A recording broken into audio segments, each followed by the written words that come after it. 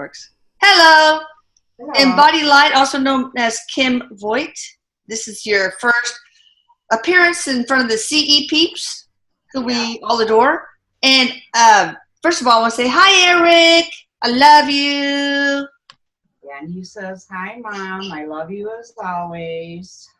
Aww. And now we're going to talk about how to mend a broken heart. We've all had one or two or three. But first, I want you, Kim, to give us a little information about yourself, your background. Tell us your story, your journey. Well, I, over 30 years ago, well, 37 actually, started in healthcare. And kind of early on, I realized it wasn't, I was being called to more alternative things. That was where my interest was. So just started out slowly,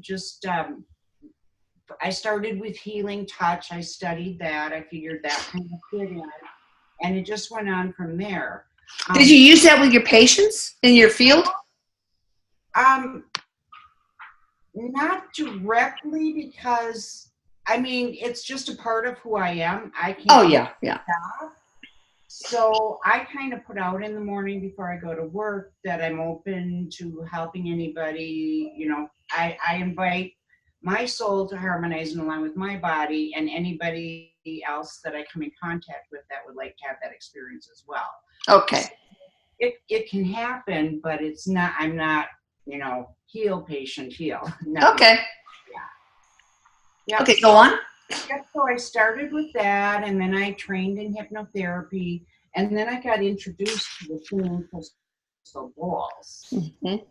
And so I implemented that into all that I do. So I did that for a while, and then I took some training in some myofascial release and craniosacral, and I implemented that into my therapy. I studied something called self-awareness program, which is you really learn, you get an energetic reading of your whole life, and you really learn how you're creating your reality and how to shift it into a reality that you'd really like.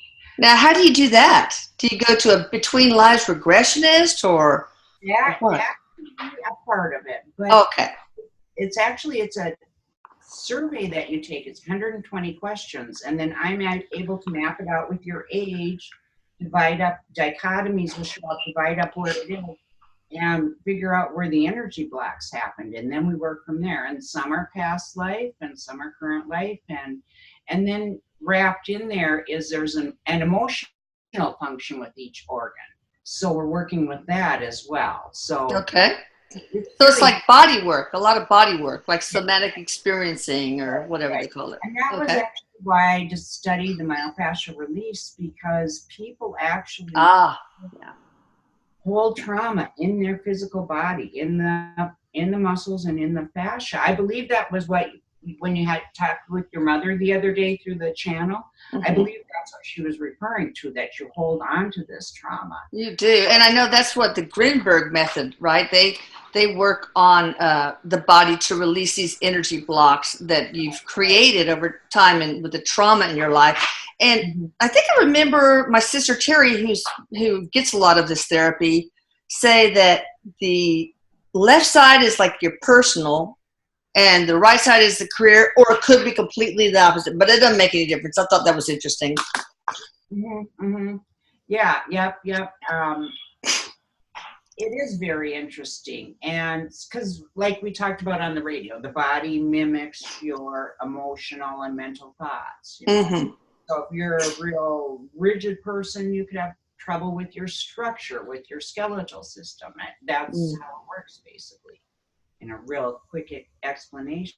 So yeah, let me tell you, my husband is really inflexible. I mean, it's his way or the highway mostly, but I've trained him a little bit, softened him a little bit. But he can't spread it's like this maybe, and he can't. I mean, his joints have always been stiff ever since he was a little kid. But anyway, I'm sorry, I'm not going to interrupt anymore. Go for it, your journey.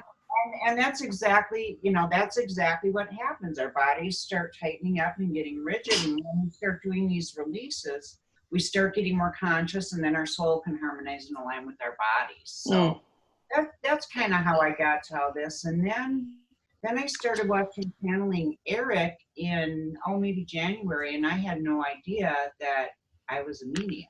I knew I Hmm.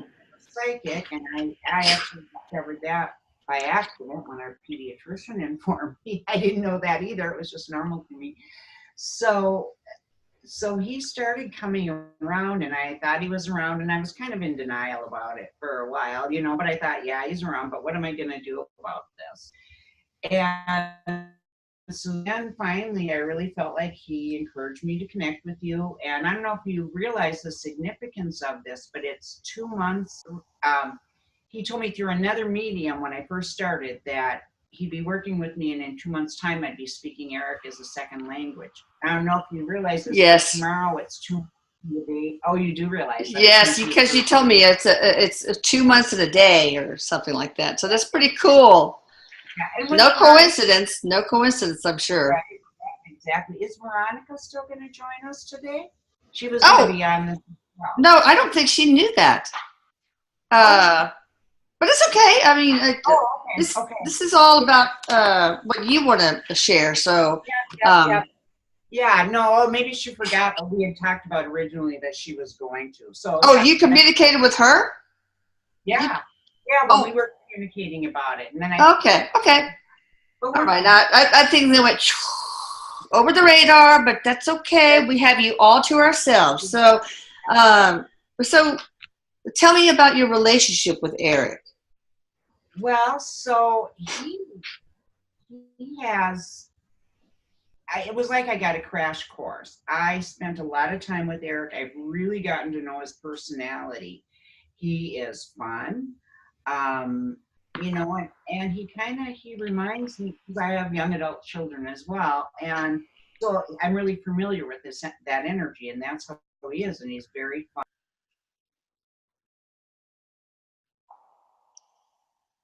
Uh-oh, you cut out.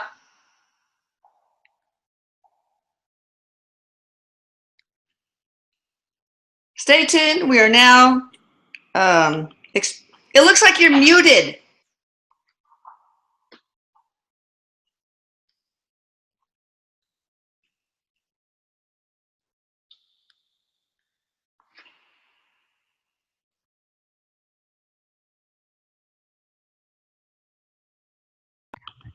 Okay. Oh, there we are. There we are. It muted how does that somehow. happen? Yeah, you know what? That's Erik. I know it is. It doesn't mute itself, okay? It's just impossible. I'm over here. I know. Come on, Erik. Yep. He says, "Oh, Mom." Yeah, you know me too well. Yep.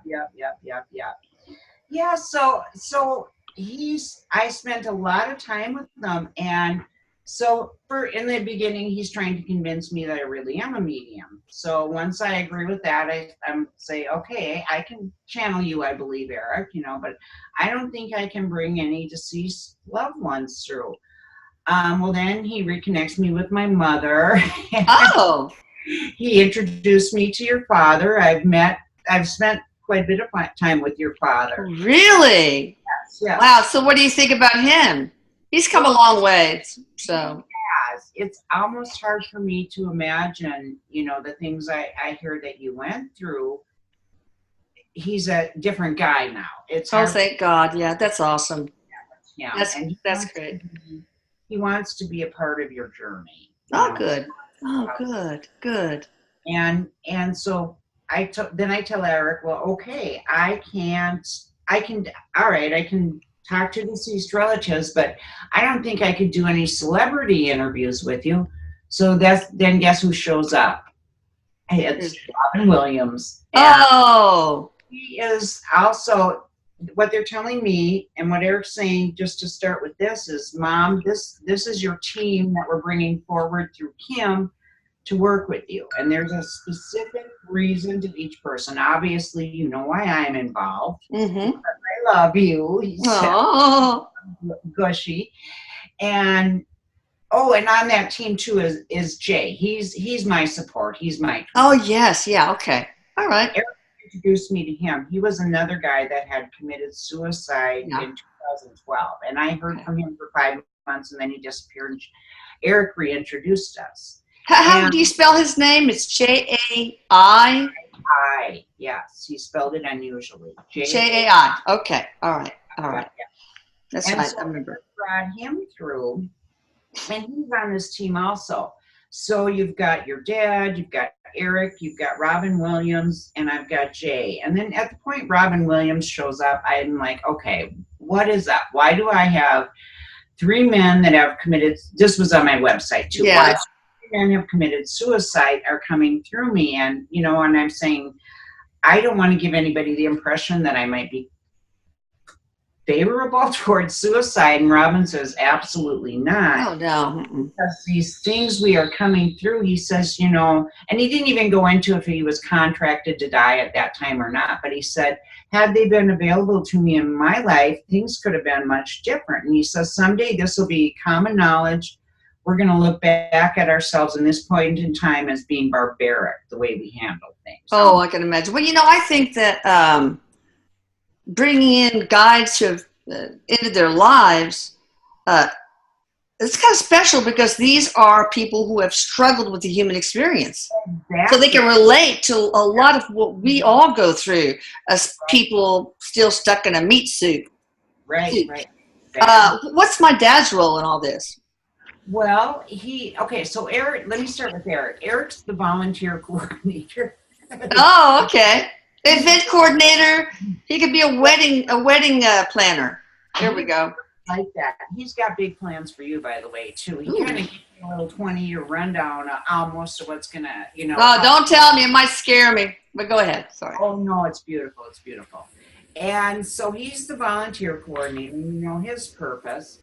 And Jay is my support. Because we're twin flames, when we connect, I'm able to understand things more quantumly. Mm-hmm. And your father wants to help you mend your broken heart because of it. Well, does he have anything to do with helping others, not just me? Right, because your example is going to be a big help to others. And as I mentioned in an email, Erik's also saying document what you do together, and maybe others will be involved too, because this will be possibly training manuals someday. I mean, he's talked about doing a session on police brutality. He said, yes, to train police. This can be train your citizens, you know, this can be used to train many people, medical professionals. Yeah. Because if everybody's aligned with their vertical pillar of light and in connection with their higher self, these things would not happen on, you know, these things exactly would not happen any longer. So that's their position. So they've got us moving towards that, and they've got you learning how to do energy healing. So, I practiced a little bit, and it seems to work. I remember in the days where I thought this was all nonsense, I had a patient, and I put her in my surgical suite, and I was about to do, I can't remember what I was going to do, but I put my hands on her, and she says, "Oh, my God, you're a healer." And I go, okay, or whatever. But no, I didn't say that. I was really nice. Oh, thank you. Blah, blah, blah. You know, I'm still paying off the medical school loans. I better be. Yeah, many doctors are, and they don't even know it. I know. They're resistant to the fact. If they were, what Erik is saying is, if they were more open to it, it would be so much more powerful, and they could work with patients, and it can really make some profound. Oh, we're getting there. I know MD Anderson, the cancer hospital here, I'm pretty sure, has an energy department, energy healing department. So that's kind of cool. Yeah. Well, before we start talking about the crystal singing bowls, unless you want to say anything else. Oh, so then I just. Sorry about that. Go ahead. Yeah. So then the three of them together, one of the ways they communicate to me is I hear music playing in my head. When it's coming on the right, it's from Erik. When it's coming on the left, it's from Jay. Oh. And in monotone with Robin there. Robin, by the way, he's like the screen director. Of course he is. And he's got people dressing up. It's quite amusing working with him. Oh my gosh.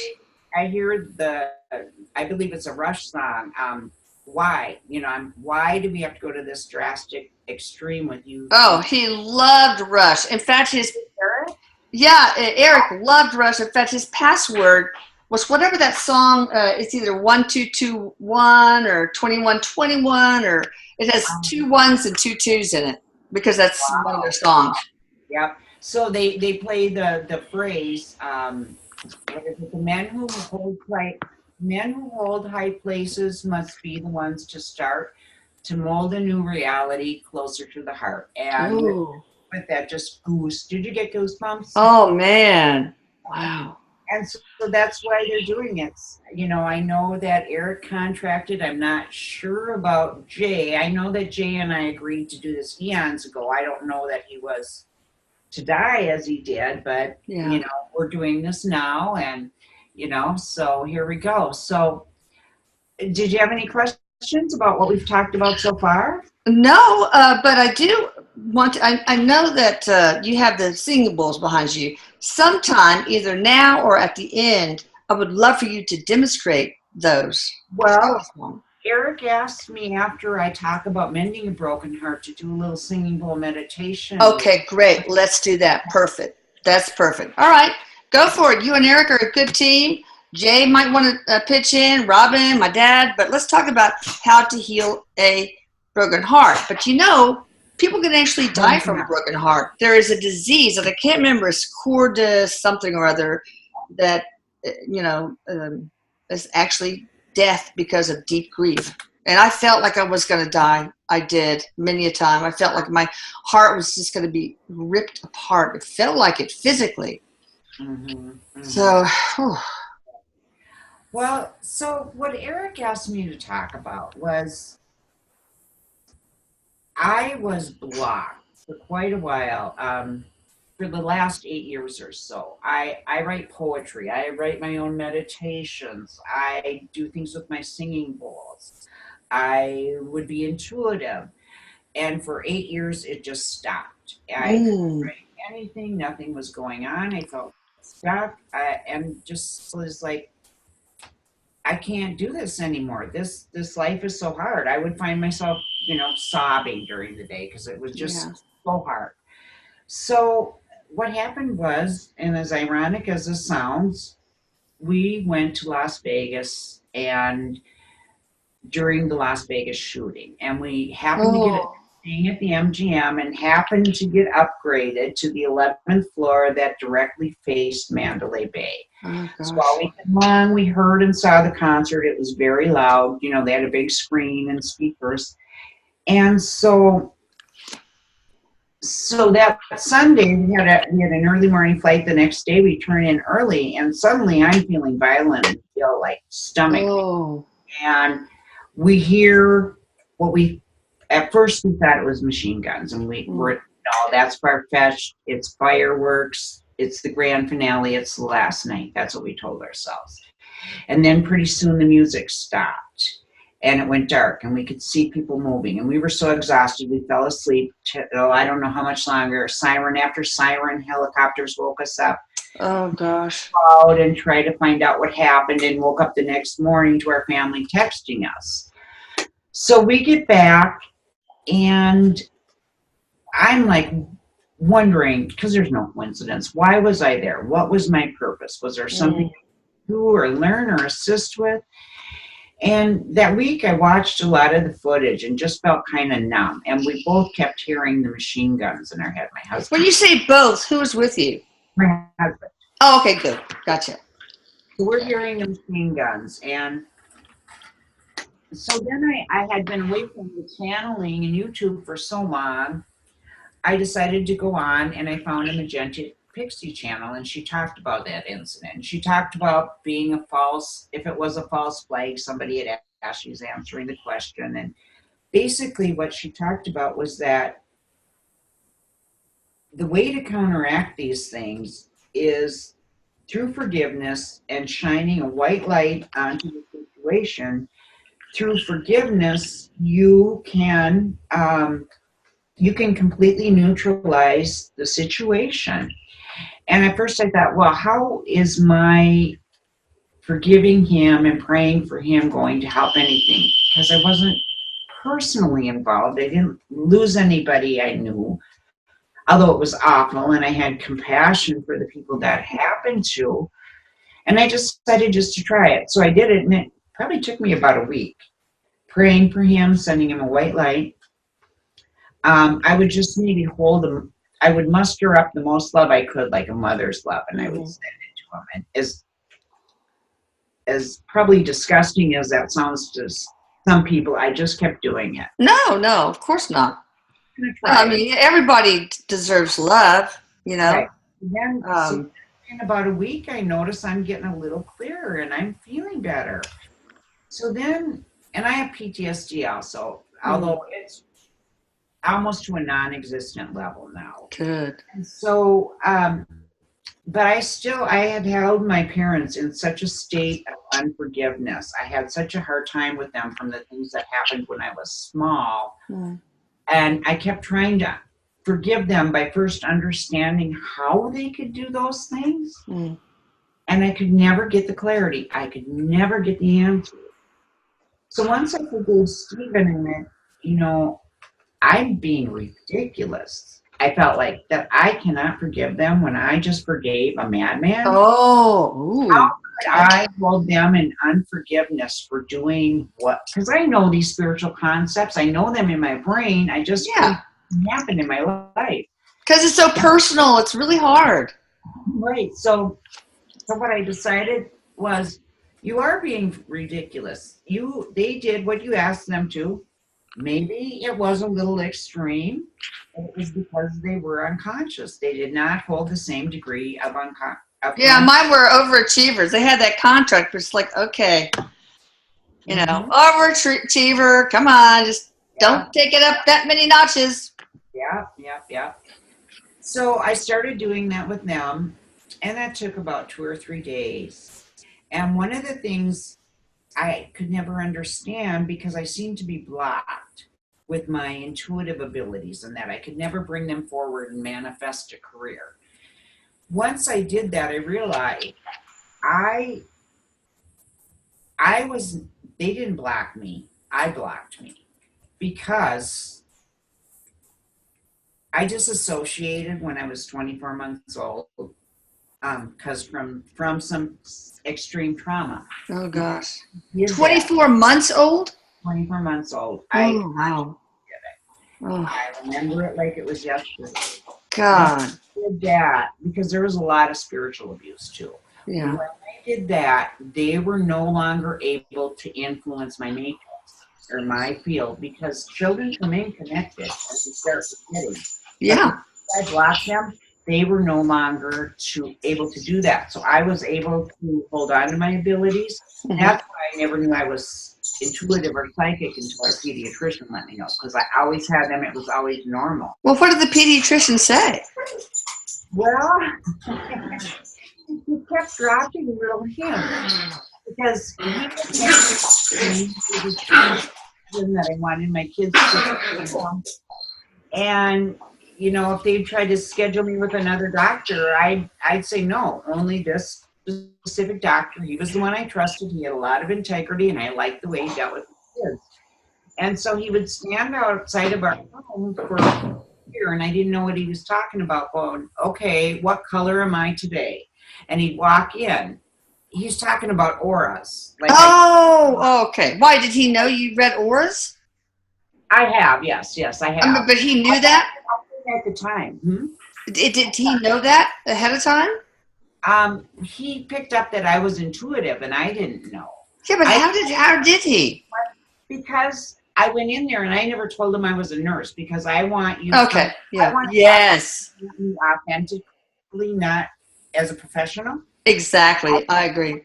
True colors. So I never told him that. So I would answer his questions before he asked them. One time, my child was thinking about taking off out of the room, and I said, no, don't even think about it. And I went and picked her up. She got off my lap and took off, and he's like, and it was clicked. And so once he said that, and I really thought about it, I was like, why in the world would they think that? Then a movie picture ran through my mind of every single thing that happened. And it was quite amusing. So that's how I found out I was intuitive. Then I started looking up on it, reading up on it, and then I started kind of doing things that would brush up on the skills, and it increased. So yeah, so once I forgave my parents, my whole world changed. I've written 5, 6 really good singing bowl meditations. Mm, I'm doing this. I've started a website. I've got clients booked. It was as if I turned on a switch. that's awesome. And it was just, I just had to surrender and say, okay, I'll do it. I give up. I can't feel like this anymore. I'm done now. Yeah, otherwise Eric and others would probably pester you into it if you had not. So Eric also can chime in, or any of the other spirits you have with you, including my dad. Is what you're saying is forgiveness is how to mend a broken heart? Is that all you need? It is. It is. I mean, there can be fear, there can be judgment. Those kind of things can block your heart also. But it's ultimately usually because of something that's happened that you need to forgive. Oh yeah. Of yourself or forgiveness of others. Yeah, sometimes you need to forgive yourself too, and that's probably even harder. That will exactly, because as I'm going through my process, I'm realizing that with my upbringing, that I didn't understand certain things. I could have raised some of my children differently. So I held myself very responsible and very unforgiving towards myself. Oh, I get that. I get that. I think every mother, maybe every parent, every mother looks back on their kids' childhoods and thinks, if I had only done this differently or that differently. You just have to look at your whole style and your whole lovingness and stuff to really, but I could just think back about, for example, when Michelle was, I don't know, 5, she kept taking off the knob to the trash compactor, and I just got so mad at her. And I was like, don't you ever do that again. And I looked at her eyes, and she actually looked like she was afraid of me. Mm-hmm. And it broke my heart, and I changed my parenting style from that point forward. I was so upset with myself. I wrote 3 parenting books, a lot of them from my mistakes, but of course some from partly my successes. But yeah. All right. So how else? Okay, here, one question I have about forgiveness. It's easy to say, okay, I forgive you. Yeah, but to really feel it down into your bones, into your heart, into your soul. How does that happen? I had that with my parents. It was only 3 days, but it was just like it was automatic. Once it happened, it was like I snapped my fingers and it was gone. And actually, the veil lifted. That's what happened. There was a veil in place. Yeah. My unforgiveness towards them. But how does it feel when it's gone? Very liberating. Oh, wow. I mean, how do you definitely know that you forgive them? Because with my mom and my dad, yeah, I forgive them. But every once in a while, I'll feel this negative thing. You bastard! Why? This is what you caused here. This is, things like that. Maybe Dad can answer. Dad, are you there? Hello. Well, okay. So he does want to talk. He's bringing up a couple key items. He said, and he refers to you very lovingly when he talks through me. He says, I did not have the tools within myself to recognize that I was harming you. I held such pain. I mean, yes, I knew I was harming you, but I did not have the tools to listen to the higher guidance to know how to shift that, because I just held such pain in my life. And the other thing, and he says, I'm not telling you this to make excuses. I just want to provide understanding. It was not about you. I love you. I know. And that helps. I wish I could have displayed this to you when I was with you. But he says, I'm so glad, and thank you for allowing me this opportunity to talk to you about this now. And he says, the other thing that, this ascension on this planet that we're going through, this has been for eons. Each generation has brought in a new level of consciousness. Their generation's job was to birth us, but they were to demonstrate to us kind of what not to be. Oh, like the authoritarian. Duality. Like my mom's life purpose, it was duality. So that I would go, hey, wait a minute, that's not right. I am not going to do that, as you did with your parenting style. Yeah, interesting. Yeah. All right, so they did have a purpose. They did. Okay. And it got carried. You know, it sounds like it gets into judgment when I describe it like this, but things went too far. Oh, yeah, of course. That could happen. Adrenals. Pardon me? The abuse, the adrenal. Oh, yeah. Would rise. And I couldn't stop myself. Yeah. What was the source of your inner pain? Was there like some kind of abuse from him? For him, it's like oh yeah, I think that was true from a peer, like when he was in boarding school. But sexual kind of, or yeah, kind of something like that. Yeah. And it really messed sense of himself. That's too bad. I'm so sorry you went through that, Dad. That's terrible. Well, he says, you know, and we could talk about the reasons why that happened, but he said, today the focus is on you, honey. Well, okay, so let's maybe you can also give some guidance how people can truly forgive on a real soul level, heart level. Not just an intellectual, okay, you know, I'm saying it in my head, so let it be so. And again, I had to work on okay. Use whatever means you want. Now, I don't currently practice this, but I was raised Catholic. Mm-hmm. So I did a lot of praying. And one thing that I do, I learned this technique from Maureen Moss, where you take you put your tongue on the roof of your mouth and you take 3 breaths while you're looking up at your third eye. And imagine your third eye opening. You hold for the, so you put your tongue on the roof of your mouth. Deep breath in. Visualize your third eye opening, hold for 3, and then let it out. And you repeat that 2 more times. Cool. And then you do it. You put your hand around your heart. You take a deep breath and of pure love and pure light into the center of your heart. You blow it in a bubble around you twice. You blow out anything that's not love. Then I would take a deep breath of pure love and pure light and send it in a bubble around who I'm trying to forgive. And Erik said, not forget to tell them this point. This is so important. When you pray for somebody and send them love and light, say this person's doing something awful and they don't really kind of deserve it. This is for you. He says, first of all, not for them. But he says, what you do is you send them illumination. So they either get it and start mending their ways and start moving. Wait, you send them what now? Love and light. Oh, okay, got it. So they, illumination, love and light. Illumination, there we go, okay. They get it and they start moving towards a more conscious, spiritual awareness. They start ascending, you know, they start mending their ways.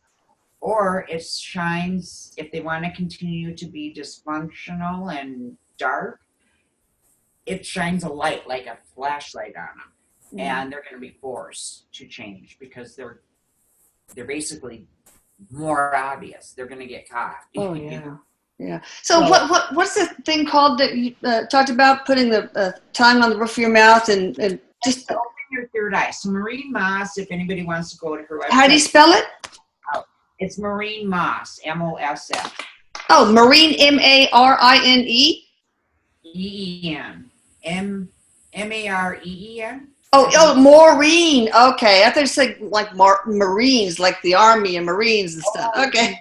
I was way off. Yeah. Of course.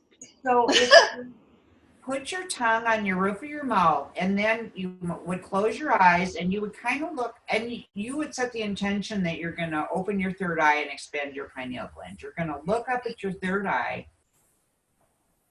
take a deep breath of pure love and pure light into your third eye while your tongue's on the roof of your mouth. You're going to hold it for the count of 3, and then blow out a breath of pure love and pure light.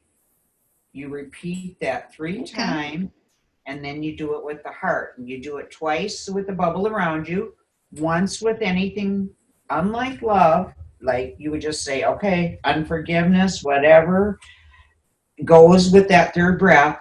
And my fourth breath, I make the biggest, most loving bubble of light, and I send it to the person I'm praying for, the person I need to forgive. Oh, that's And awesome. then the way you're going to be able to tell, you're going to feel different. You're going to have less of those moments where you're bothered by it. Oh, yeah.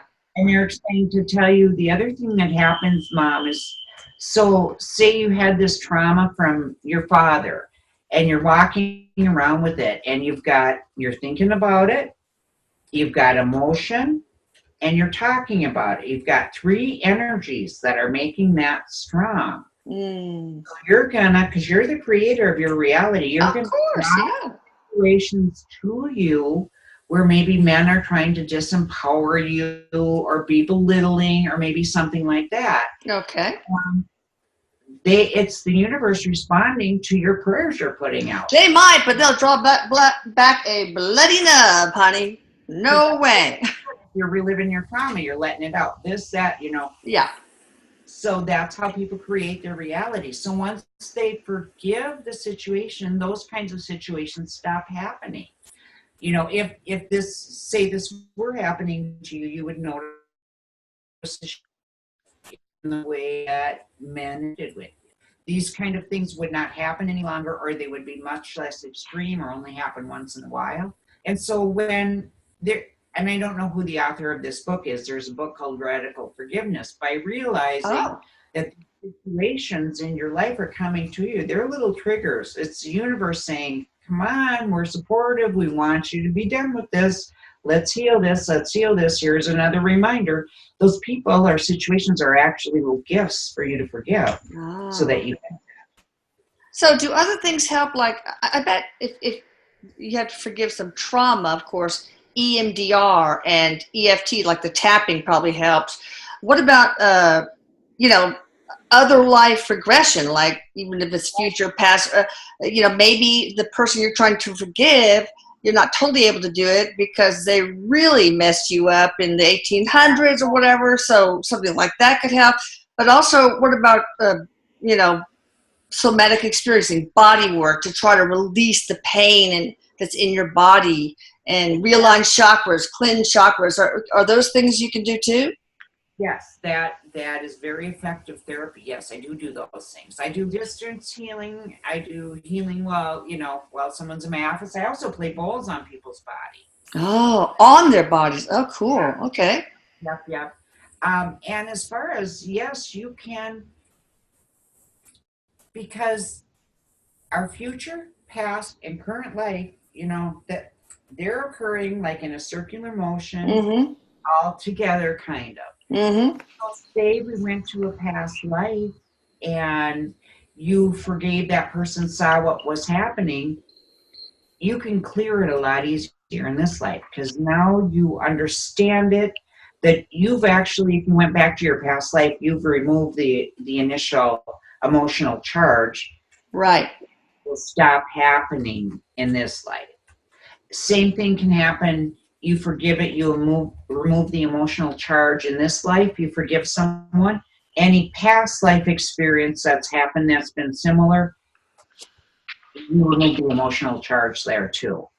Do you do other life regression?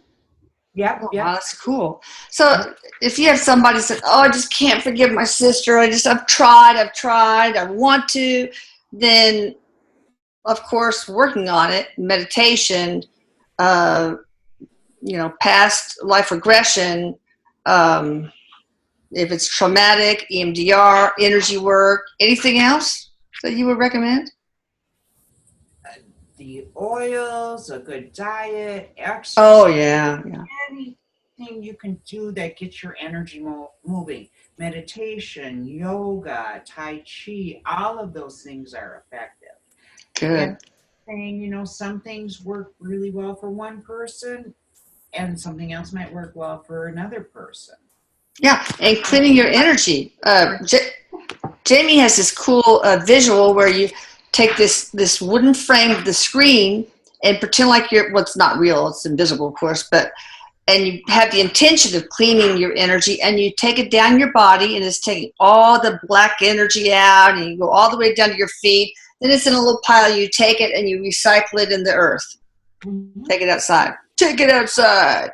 Yep. So I'm sure that helps. And this resentment and anger, that can leave really bad energy in all your spaces, your car, your work, your bedroom, your bathroom, your garage, whatever. So I think it would be good to cleanse those places by burning salt, smudging with Palo Santo sticks or sage, or just saying, get the hell out of here, bad energy. Would that help too?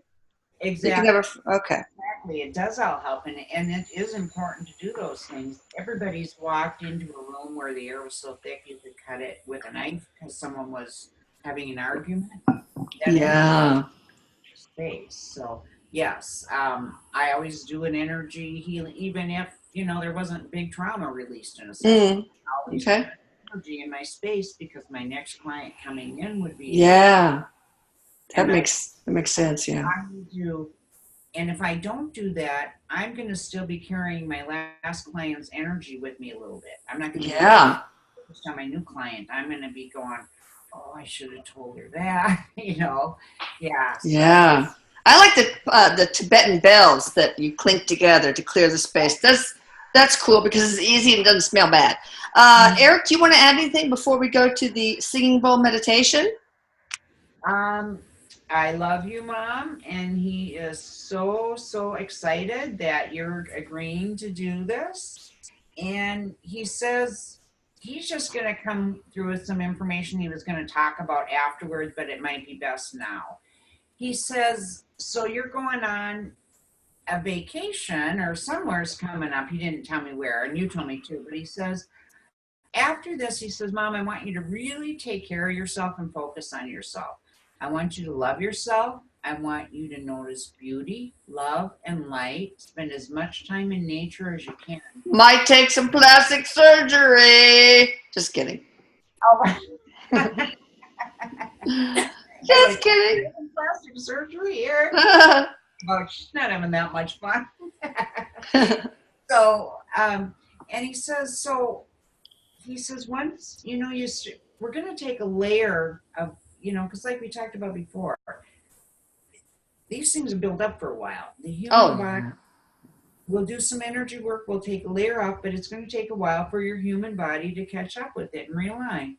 So good food, lots of water, having fun, being joyful, that's your main thing. But he says, he said, I bet you're going to notice a difference where you're sensing me a little clearer already after you do this. Okay, good. Good. And I don't know, maybe you already do this, but he said, do you remember the people used to have this saying, and there were bracelets and T-shirts? It was WWJD.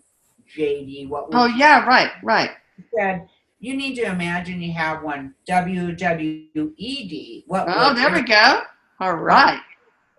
And just a good idea in your daily conversation because you know me. So of course I do. Erik, think about this. What do you think, Erik? And just see what comes to mind and just kind of start playing with it. Okay. I'll do that.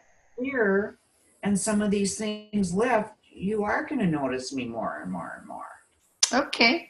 Come by and give me those big hugs that give me intense goosebumps. I'm ready for one of those. Oh, awesome. He sometimes. I was sending you an email, and I think I included it in an email. He blows you a kiss and stardust. Right? Aww. And that's awesome. When he's telling me, tell my mom I love her, I just feel this energy like this little boy getting out of bed in his little Batman jammies or whatever, and getting wrapped with his blankie and maybe his cuddling up. Did you used to do that? Oh, yeah. Oh, yeah. God. He was a little cuddle monster. Oh, God, yeah. Like, I love my mama. I know. It's so sweet. Okay. Are you ready for the singing bowls? Let's get started. So you're going to want to be nice and comfortable. I'm going to start by doing a little meditation, getting you into a deeply relaxed state like I would. Okay. If I was just doing a normal if I was just doing a normal hypnosis session or meditation. Okay. My chair out of the way. Okay. And so they're all different notes and different symbols. Cool. Yeah. Okay. Where do you get those? You didn't make them, right? Did you buy them somewhere? I have a Singing Bowl distributorship. Oh, cool. So, yep, I do. I sell them and I have my own stock. So, where are they made? These come from China, maybe, or? No, these are from, I believe it's Salt Lake City. Oh, okay, cool. Oh, these are from Houston, I think. What? Oh my God. Company is Salt Lake City, yeah. I thought Texas would be too backwards for that. No, I don't want to diss my place, my hometown. Possible the one in Texas gets them elsewhere. I'm not sure with them. Okay, all right. Currently. So, okay, so let's get started. So, Erik's really excited. Oh, and by the way, he's always excited. Erik's gonna, at a certain point, Erik's gonna step in so that you can feel his energy. Okay. I'm standing back observing right now. Okay. Okay. So take a nice deep breath in, and as you let it out, allow your eyes to close and focus your attention within. And bring your attention up to the top of your head and imagine opening a doorway in your consciousness. And imagine that all of your tension, all of your tightness, all concerns drain away from the top of your head. And now send that feeling down through your body from the top of your head to the tips of your toes as your head and neck relaxes. Your shoulders relax and that feeling flows down into your arms and into your hands and your fingers. Your chest and hips relax. Now let it flow down your legs and out the tips of your toes as you go on relaxing deeper and deeper.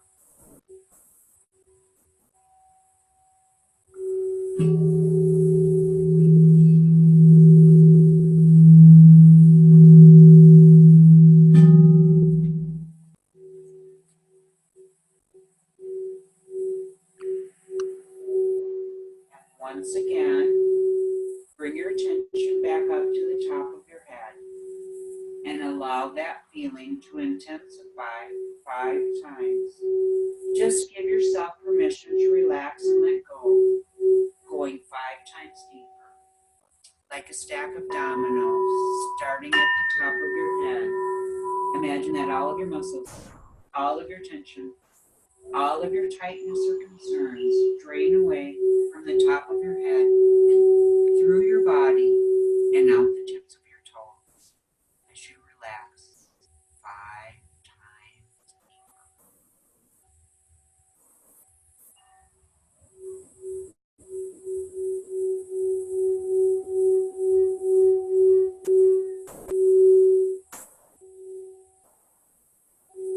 And one more time. Relax and take your attention back up to the top of your head. This time, double your relaxation and send that feeling all the way down through your body, allowing yourself to go 2 times deeper.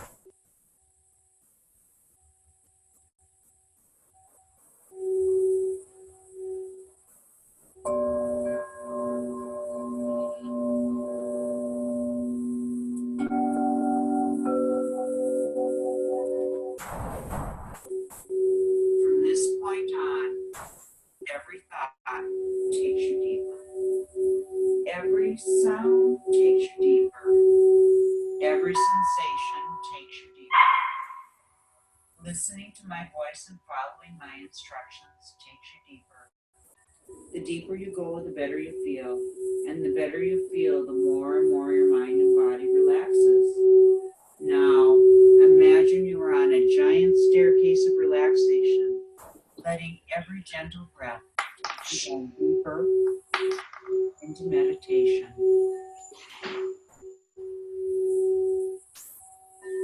Now, let's relax your mind. Really allow your mind to relax like your body is relaxed. In a moment, I'm going to have you silently count with me from 1 to 5 while I sound a series of notes. After each number, allow your mental relaxation to double. Softly begin to count with me as I sound each note. By the time we get to 5, your mental relaxation can double and your mind can relax completely. The numbers can fade away to nothing, nothing, nothing.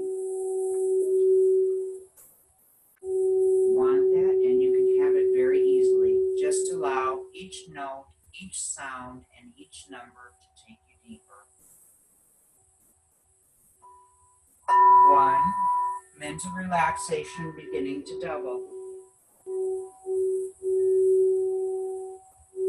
2, relaxation doubling throughout your entire body.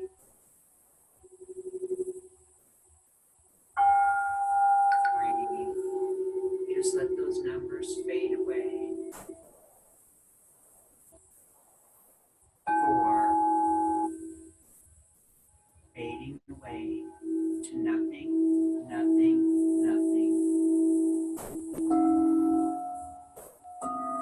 And 5, your mental relaxation is completely doubled. Your mind, body, and emotions are completely and deeply relaxed. So now, what I'm going to have you do is imagine or visualize a rainbow with a pot of gold at the end. This is where you focus your energy. It represents your goal. It is what it is within yourself that you are moving toward.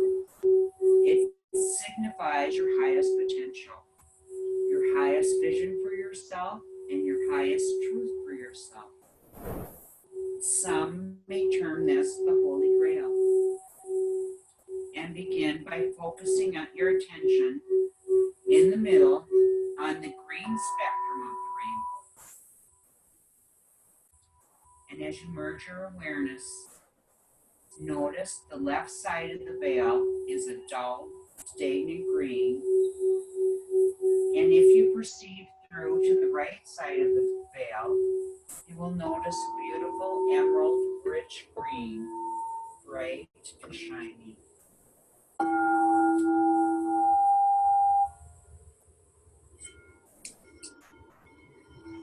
This is the heart chakra within the physical body and the green layer within the human energy field.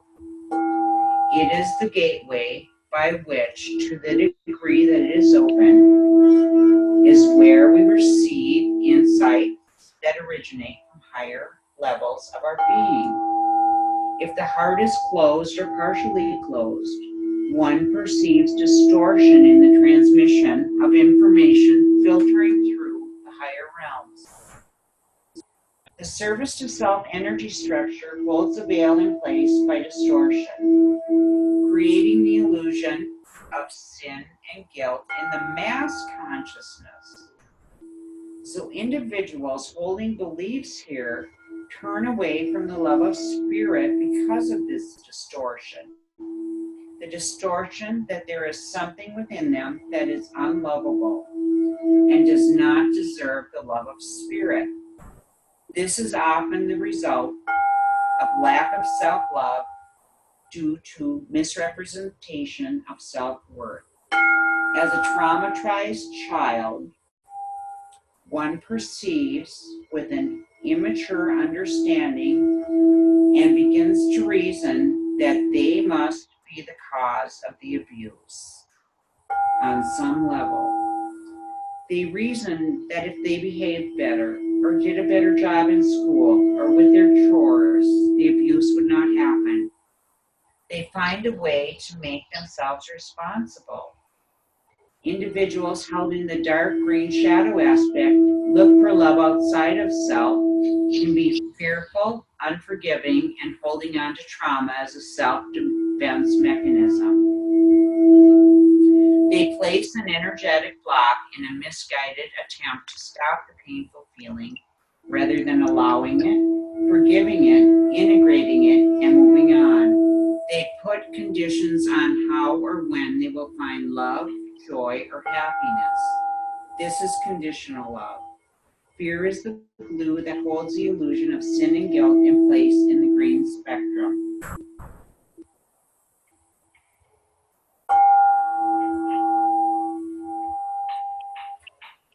So now, bring your awareness to the entire length of this green ray. I would like you to take the position of observer. And on the right side of the spectrum, the bright green side, place your enthusiastic, spirited child. The child you once were, the child who only knew love.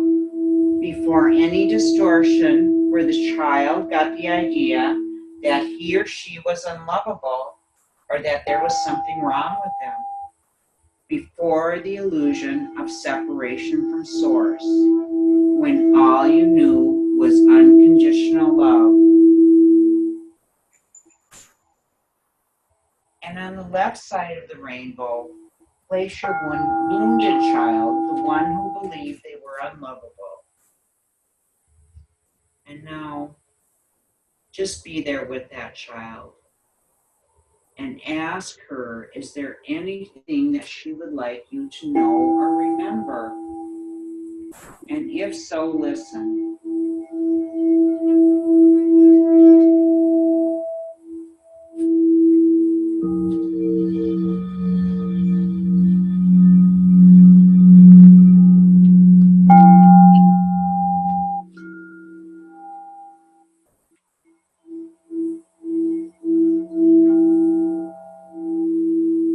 Lisa, your dad steps forward and he asks if there are any questions that you have for him or anything that you want him to know. You can tell him how he made you feel. If so, you can do it silently in your mind, or if you're comfortable, you can verbalize it out loud.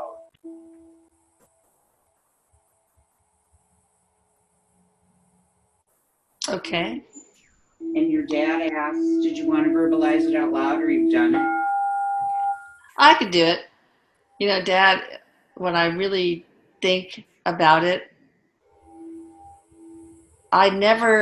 you guys did not make me feel unlovable in any level because your behavior was just so off the wall. I knew it was you and your pain and not me.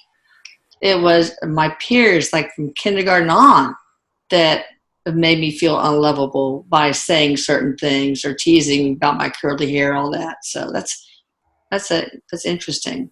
I try to blame it all on you, but as far as that component is concerned, but it's not the case. He says, that's an interesting perspective, very insightful, my darling. He talks about very lovingly about you. And he says, he asks if you can please find it in your heart to begin the process of healing by forgiving and removing one layer of pain. He says, I know this may feel overwhelming. So many things happen, and by removing one layer of pain, he said it's going to make a difference. I know there were so many times where my behavior was inappropriate and cruel, and I didn't demonstrate the love of a father. But he said if you could take one piece or one layer and neutralize one traumatizing event even, your healing process will take a new direction. You'll start to notice a difference in your clarity and with your connection to Erik. The trauma will shift to only a memory.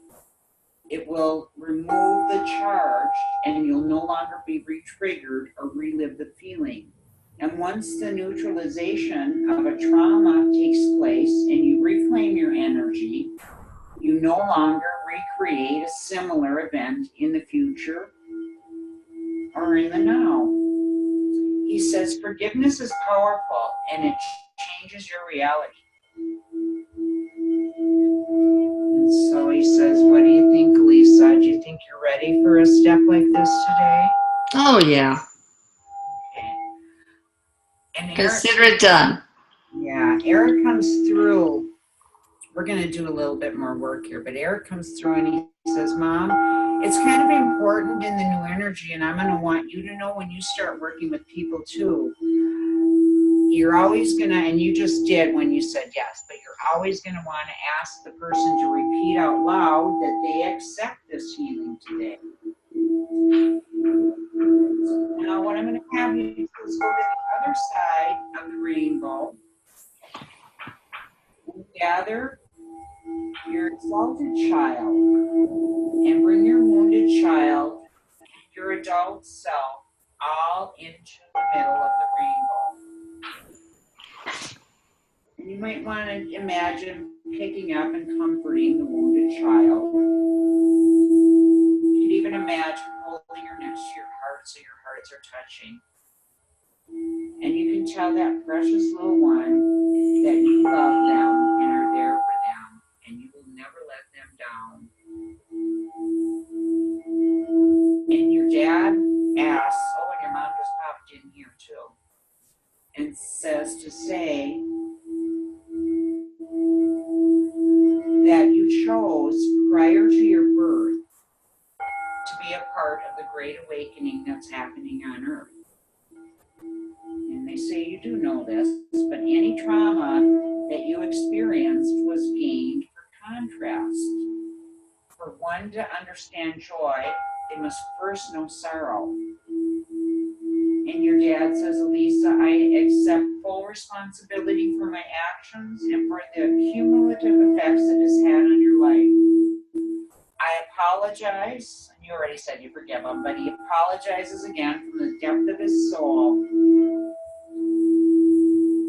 And Lisa, if you just take your hands and place them palms up, that's what I'm going to have you do next.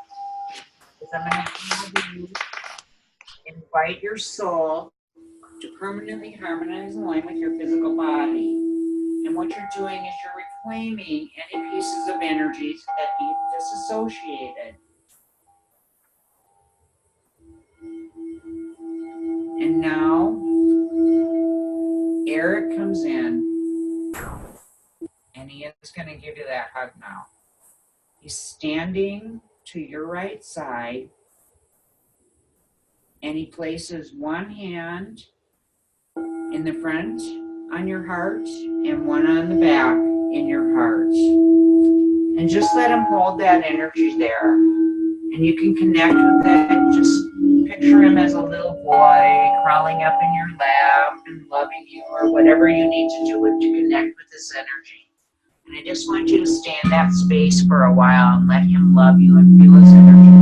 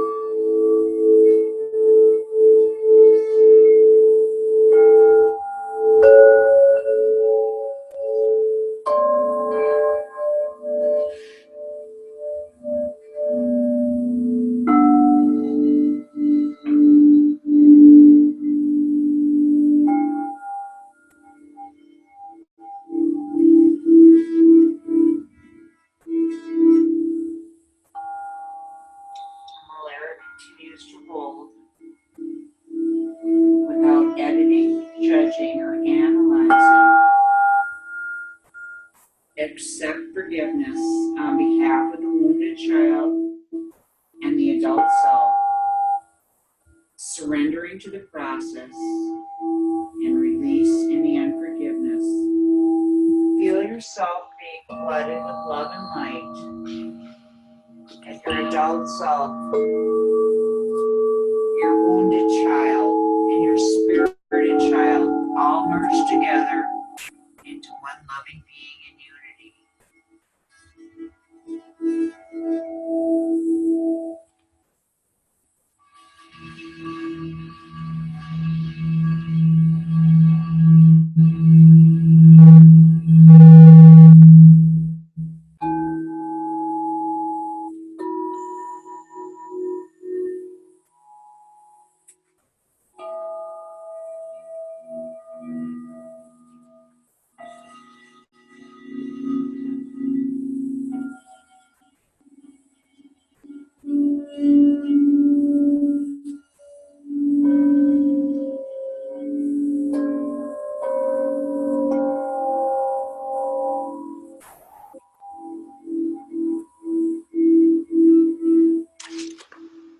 Erik says, Mom, I'm going to stay especially close to you today and these next few days to come.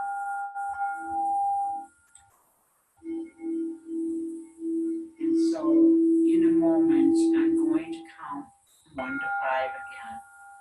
And at the count of 5, we're going to have you open your eyes, feeling fully awake, wonderful and clear in every way.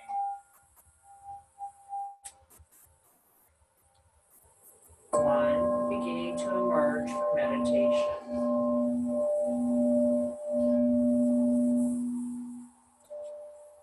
2, feeling wonderful in every way.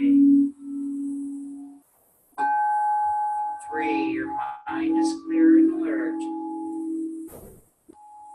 4, eyes starting to open now. And 5, eyes wide open, fully awake and feeling wonderful in every way. And just ground, imagine grounding into the earth, let the energy go out your feet.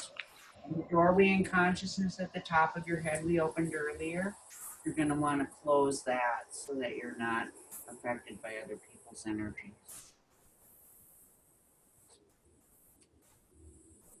Wow. Ooh, that was so powerful. And I felt a coolness over my heart from Erik. Yeah, like yeah. Spirit hand. Yes. Yes. Yep. Cool. Yep. So that's so awesome. Specifically that way, a little different with me because like about this, if he wants me to do this, he has to come up ahead of time what we're going to do. So I guess that's how we're going to work together. He's going to come up with some plan. And of course, you get to ask questions. That's part of it, too. Oh, yeah. Oh, wow. That was amazing. Oh. Yeah. So all right. So. You could feel when he came in. You could definitely. Yes. I felt it. I'm not really good about picking up energy from spirit. But this really, I mean, I felt about the size of his hand at the age that he passed, a coldness. Yep. That I didn't feel on the other side. He says you're going to just keep getting clearer and clearer, and you're going to feel more and more energy. Wow. It's subtle to start, and then it's going to be so obvious. He says watch the synchronicities too. Oh, okay. Synchronicities go. Whoop. Awesome. All right, now, so fun. Let's tell you something too. What's that? You asked what it was like working with him. Oh yeah. So I have to be normal during the week and go to my job. So oh God. I like hanging out with Erik a lot better. I get sad when I can't channel Erik. No. Well, maybe y'all can do some healing on some of your patients. I think he does. Yeah, he's saying he does. He shows up. Good. I'm in that frame of mind where I'm listening to him. I couldn't do my job and channel him. Oh yeah. Yeah. What CPT code would you use, Erik, on energy healing for a patient? Well, he says E297. That's funny. Okay, now, so they can get in touch with you at Light.com. embody-light.com. I'll put that here, guys. But also, so you offer past life regression, all sorts of energy healing. I mean, you go ahead. I'll let you take the stage before we close, and let us know what you can do. Okay, past life regression, Akashic record work, Oh, from a distance. We're always going to include the bowls no matter what we do. They're part of the therapy. I can do craniosacral myofascial release, but that has to be in person. yes. Hypnosis, anything you could do hypnosis or meditation for, I can do. Um, Energy work, I'm trying to think. Oh, and the self-awareness program. That's for somebody who really wants an understanding. How did I create my life? Yes. How do I switch it? So yeah. So what do you use to do that? Do you have to go to the Akashic records? I mean, how does that work? The self-awareness program. I took training on this, and there's a formula. It's an actual formula. It's a test that you take. Oh, the questions. Yes. Oh, okay. Yep. Well, that sounds good. Well, thank you so much, Kim. This was amazing. Dad, thank you. Mom, thank you for your cameo. Erik, thank you. I love you, and keep giving me those hugs. Because, Mom, I'm going to hug you every chance I get. Oh, he just... He's so fun. He loves his mama. Oh, he's so sweet. Loves you. Oh, yeah. Not as much as I love him. Didn't he do that to you when he was... Oh, yeah, he was very affectionate. Very. I love you 3 times always? Or is that just something I hear? Yeah, I think so. But anyway. Okay, sounds good. And I'm going to turn this into a YouTube and put it in queue. Okay. Says to be continued. I love you, and we'll talk next week. And he said, be feeling me, Mom. I'll be there. Will do. Thanks, Kim. Bye-bye. You're welcome. Thank you. Bye.